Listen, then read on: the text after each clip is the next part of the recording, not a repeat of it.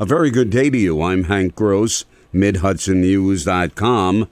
It's Tuesday, May 3rd. The news today brought to you by the Galleria at Crystal Run. A Newburgh man who went gunning for his ex-girlfriend but shot and killed an innocent young woman, Chelsea Debedin, who was visiting in the family's New Windsor apartment in December 2019, pled guilty in Orange County Court yesterday to murder and all the counts of the indictment against him. 49-year-old Carlos Rivera entered the plea during the jury selection phase of the trial against him and his co-defendant. The district attorney's office will continue the prosecution of 48-year-old Cornelius Stubbs, the co-defendant at trial. The two men had been indicted for murder, 2 counts of assault, and criminal possession of a weapon. The men were charged with breaking into the Knox Village apartment of the ex-girlfriend's sister with guns ablazing, shooting the brother of the 2 sisters in the arm, and fatally shooting the brother's girlfriend, 21-year-old Chelsea Debedin of Walden. The woman who had been targeted was the mother of one of Stubbs' children. Congressman Sean Patrick Maloney has announced $900,000 in discretionary federal funding to beef up police departments in the region. While in Middletown Monday, he announced $300,000 for that city's police department for license plate readers and additional security cameras. He also announced $600,000 for the town of Fishkill to secure body cameras for its police department, and said he's working on a $30,000 grant for the town of Deer Park Police Department for similar purposes. I just think it's nuts to say defund the police, because every improvement I know costs money. It means better training, it means better technology, it means better support. And if you want bad policing and more crime, then defund the police. If you want good policing and less crime, you've got to support good policing. That's what I have always done. All of the local officials agreed that body cameras protect all parties involved in police interactions. The New York State Attorney General's office is investigating the fatal shooting of a 34-year-old woman by a Hyde Park police officer that occurred last Friday. Initial accounts indicated the woman, Jamie Faith, lunged at the officers with a knife and was fatally shot by the Hyde Park officer. According to the state police, Hyde Park police and the state troopers responded to a report of a physical domestic incident between Faith and a male subject at the residence at 50 North Cross Road. Police say that 2 Hyde Park officers and a state trooper from the Rhinebeck barracks were initially successful in de-escalating the physical domestic between Faith and the male subject. As the officers interviewed Faith, she armed herself with a knife and attempted to stab officers. A taser was deployed in an unsuccessful attempt to neutralize her. One of the Hyde Park officers then discharged his department-issued firearm, striking Faith. More news right after this.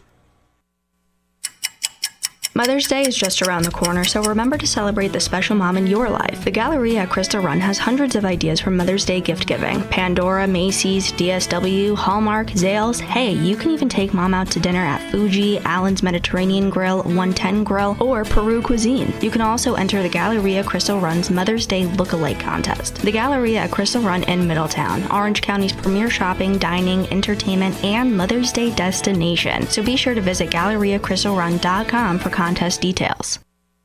The woman struck and killed by a Chicago to New York City Amtrak train Sunday afternoon was attempting to catch her dog as it ran across the tracks near the Rhinebeck-Kingston station, state police said.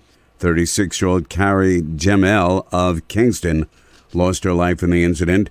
Her 7-year-old daughter was with her and witnessed the tragedy.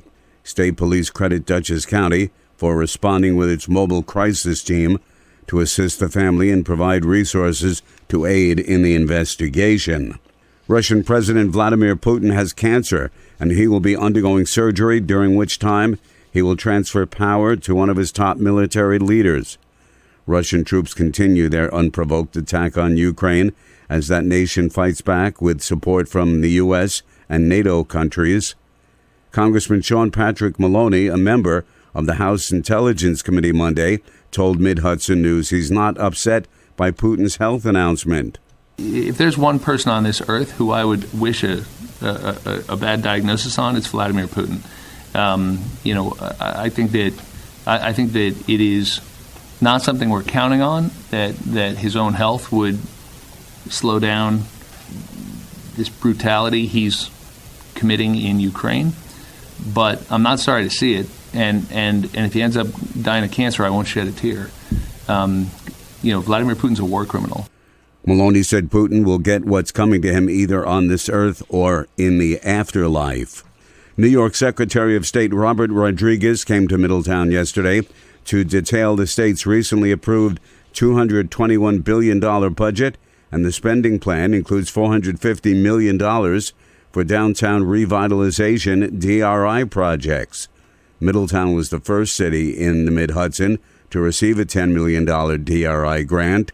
Rodriguez said municipalities typically receive $10 million each to help their downtowns return to the possibility of prosperity.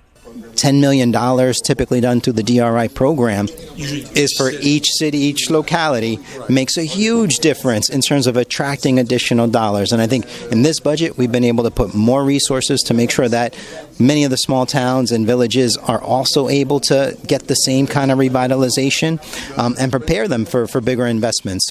The city of Middletown has used DRI money for parking and pavilions, and Mayor Joseph DeStefano toured some of those projects and local businesses with Rodriguez. Newburgh Free Academy North was evacuated Monday after officials received some form of threat. Students were seen standing in the rain while police searched the building. A social media post Monday said an individual had planted a bomb in the back of the gym. Blow everybody into little pieces, the post stated. Threats on social media to a number of Newburgh schools started up again last weekend and continued through Monday. Superintendent of Schools Ed Forgett posted a letter on Monday saying all of the threats have been unfounded. However, he said each and every threat will continue to be addressed with a high level of concern. I'm Hank Gross, MidHudsonNews.com. The news today brought to you by the Galleria at Crystal Run.